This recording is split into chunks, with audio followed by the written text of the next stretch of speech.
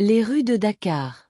Les rayons du soleil couchant effleuraient les ruelles poussiéreuses de Dakar, tandis que Samba tapait dans un vieux ballon en cuir, les pieds nus sur l'asphalte brûlant. Chaque dribble était un rêve. Chaque tir un espoir. Samba avait 17 ans et un seul objectif, devenir footballeur professionnel. Son idole, Sadio Mané, avait quitté la misère pour briller sous les projecteurs d'Anfield. Lui aussi voulait son destin en or. Mais la réalité était un mur contre lequel il se cognait sans cesse. Son père, un pêcheur ruiné, lui répétait « Le foot, c'est pour ceux qui ont les bonnes connexions, fiston. Nous, on n'a que nos mains pour survivre. » Samba refusait d'abandonner. Il rêvait de grandes équipes, de stades remplis scandant son nom. Mais chaque jour, il voyait ses chances s'évanouir. La défaite. Un tournoi de quartier avait lieu ce soir. Samba et son équipe, les Lions de la Médina, affrontaient une équipe de jeunes repérés par un agent européen. Une victoire pouvait tout changer. Le match débuta. Samba dansait sur le terrain, ses dribbles laissant les défenseurs derrière. Mais à la 89 minutes, alors que le score était de 1-1, il frappa au but et manqua. La contre-attaque fut fatale. Son équipe perdit. Dans les tribunes, l'agent européen se leva et partit, ignorant Samba. Son cœur se serra. Tout était fini. L'offre du diable. Assis sur un trottoir, la tête entre les mains, Samba sentit une ombre s'approcher. « Tu veux vraiment réussir ?» murmura une voix grave. Samba releva la tête. Un homme en costume noir, aux yeux rougeâtres, lui tendit une main gantée. « Qui êtes-vous » demanda le garçon. « Appelle-moi Monsieur Légion. Je peux t'offrir ce que tu désires, à un prix. » Samba sentit son corps frissonner. « Quel prix ?» L'homme sourit. « Ton âme, Samba.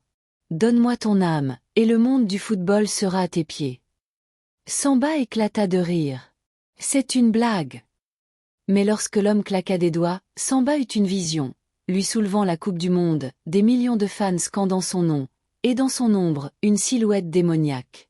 Le choix s'imposait à lui. « J'accepte. » Monsieur Légion lui tendit un contrat. Samba signa. Un vent glacé balaya la rue. « Félicitations, Samba. Demain, tu ne seras plus jamais le même. » Et l'homme disparut dans la nuit. Un nouveau Samba. Le lendemain, Samba se réveilla avec une étrange sensation. Son corps semblait plus léger, plus puissant. Il prit un ballon et tenta un dribble.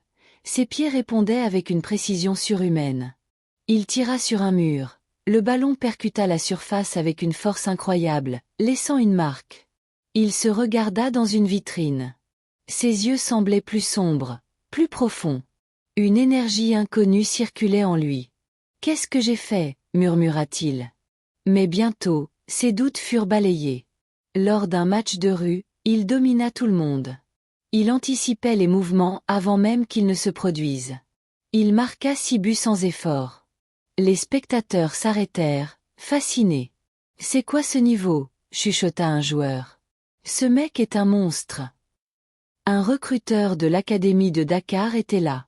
Il s'approcha, les yeux brillants. « Toi, viens faire des essais demain.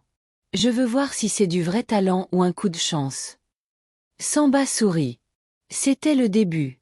Vers l'Europe. En une semaine, Samba pulvérisa les records de l'académie. Son endurance était illimitée. Son toucher de balle parfait.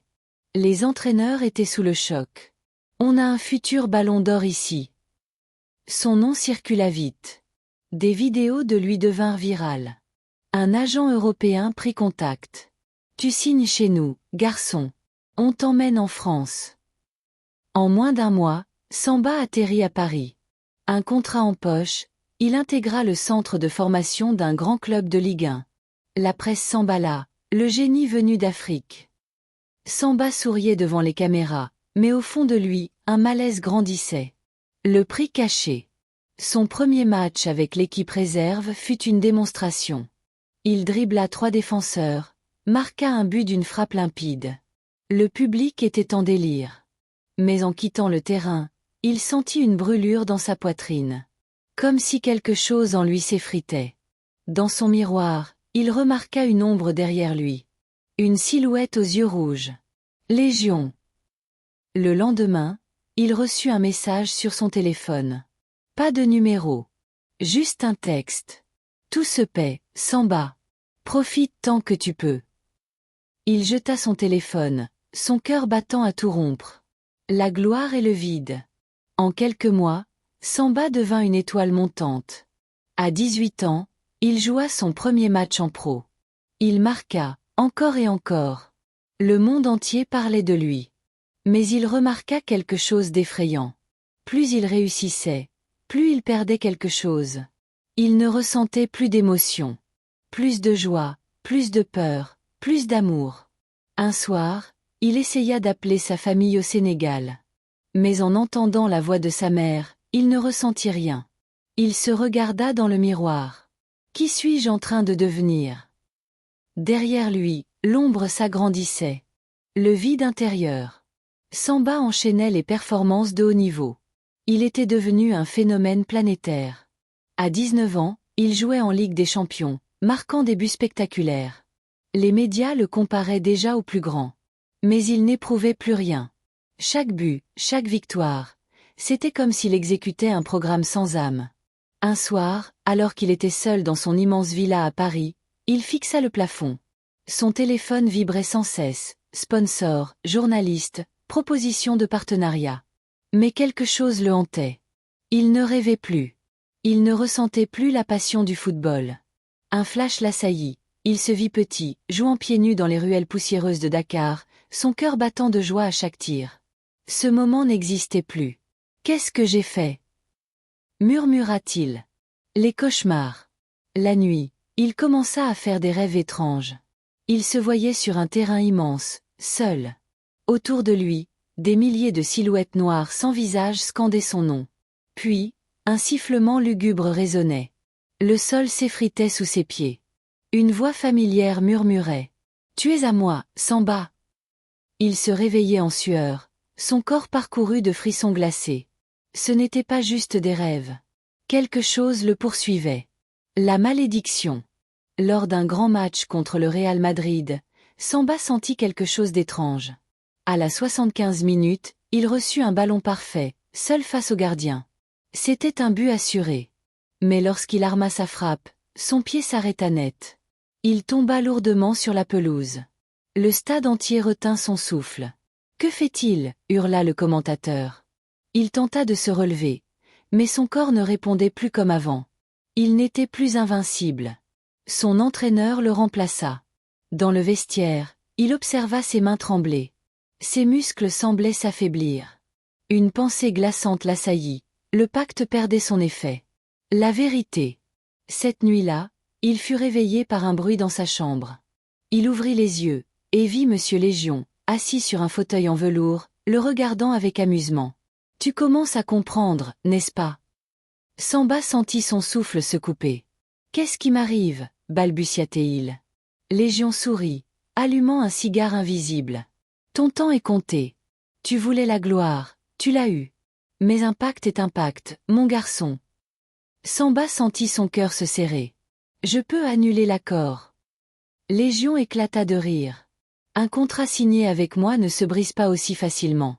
Mais, il y a toujours une option. » Il se pencha en avant. « Trouve quelqu'un prêt à prendre ta place, et tu seras libre. » Samba sentit la nausée monter. « Tu veux que je condamne quelqu'un d'autre ?»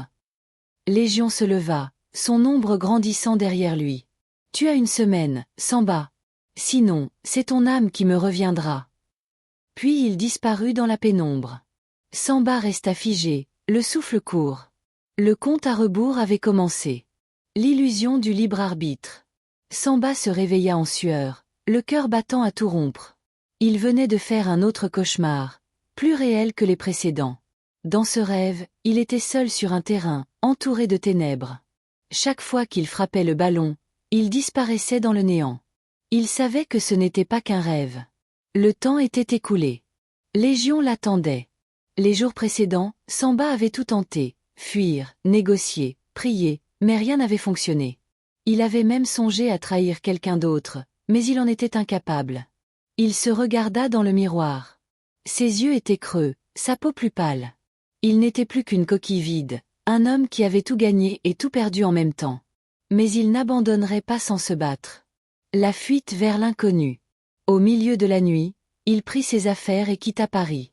Il se rendit en Afrique, espérant trouver un marabout ou un sorcier capable de briser le pacte. Son voyage le mena au cœur d'un village reculé du Mali, où un vieil homme, réputé pour ses connaissances des forces occultes, accepta de le recevoir. Le vieux sage l'observa longuement, avant de secouer la tête. « Tu es déjà à moitié dans l'autre monde, garçon. Ce pacte n'a pas de faille. Il est absolu. Il doit y avoir un moyen, insista Samba. Le vieil homme soupira et traça un symbole sur le sol. Il existe une seule issue. Mais c'est une voie que peu osent emprunter. Dites-moi.